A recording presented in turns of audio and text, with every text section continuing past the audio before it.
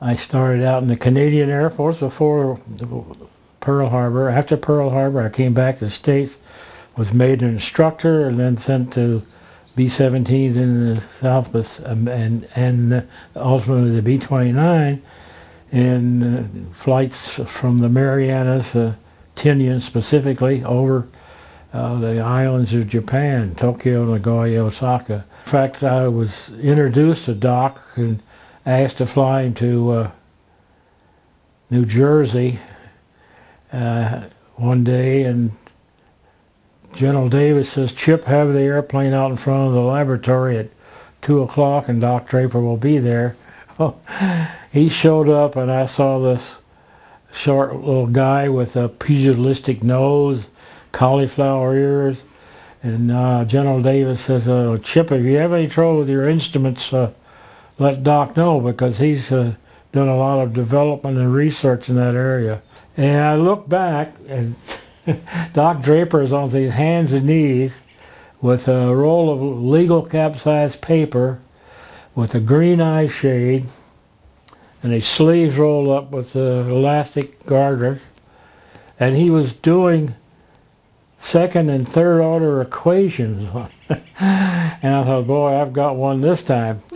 But that's how I met Doc Draper, and until such time that I was offered a job with the Draper Laboratory, which was then called the Instrumentation Laboratory, and was housed in the old shoe polish building on Albany Street and Mass Avenue. I flew my airplane back to Dayton, and that night I got a call from Dr. Draper. He says, "Hey, Chipper, what the hell went on out here today?" And I said, "Doc, I'm flattered, but I just can't accept the offer. It's not enough money." He says, "You get your butt up here, I'll take care of the money." And that's all it took. I got out of the Air Force, came to MIT in November of 1947, and Doc, true to his word, I was paid sufficiently to keep me there. That was the beginning of my career with the instrumentation lab and as a staff member at MIT.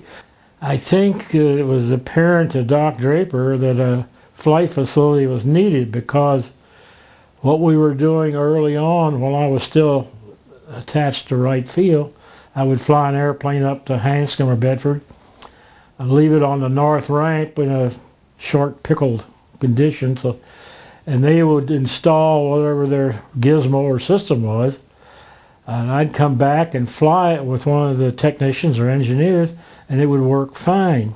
So then a crew would take it back to Dayton, and it went through the mechanical inspection, and the inspectors threw their hands up. My God, the wires were wrapped around a fuel line going to the back, but I mean, that's where the engineer wanted it to go, and there was a fuel line there, so they just wrapped a wire around it. So they tore out all the wiring and rewired it in accordance with the specification and the code. Now they flew it and it didn't work. So it became apparent that the Draper and the instrumentation lab needed a flight facility where they could complete the installation, fabrication, installation, and flight test. What is now called Building 24 was and persisted for many years as the MIT Instrumentation Lab Bedford Flight Facility, and that building was erected starting in March of 1948. It was completed in January 49 and occupied at that time. Realized it was being used for small primary trainers, and it had vertical columns in the middle.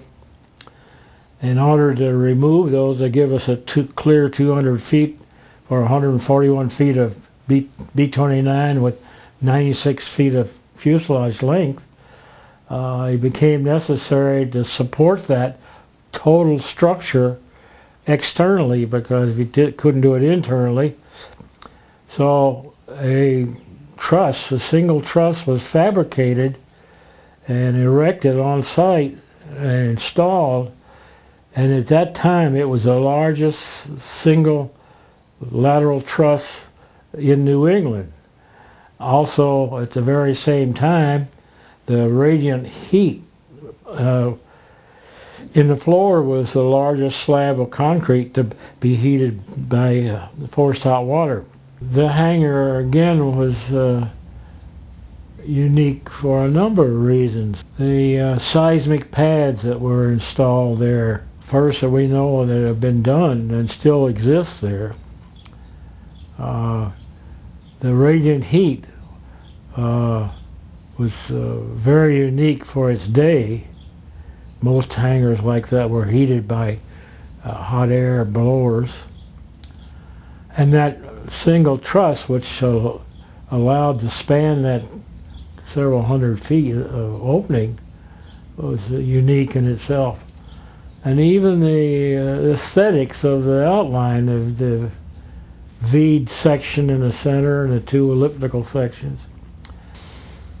Well, there were many significant achievements because they covered a 20-plus year, only about 23 years that we were doing this kind of research. They were, again, the gun sight of Doc Draper, which gave the F-86 a kill ratio of 10-to-1 in the Korean War. A lot of the flight control work that we developed there.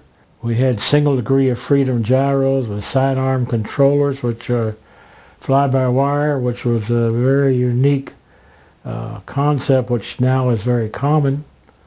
There was a lot of variable stability work done there, both for fixed wing and for helicopters. We had several small strap-down inertial systems, one in the CH-47 Chinook helicopter that would allow us to fly to a point like Fort Devens had a helipad. We'd land there, pickle the system, and then take off and go flying somewhere else, half an hour, 45 minutes, an hour. Then we'd go home, and the system would take us back to the point of origin. A great part of my life is in that hangar, and the efforts we made there during 5,000 hours of flight testing, and growing up with the facility, I was almost heartbroken by seeing it fall into disrepair. I got so I wouldn't be in tears, I quit driving by Virginia Road so I wouldn't see it anymore. So now I'm enthralled that somebody and people are beginning to realize the significance of this effort and what did happen there.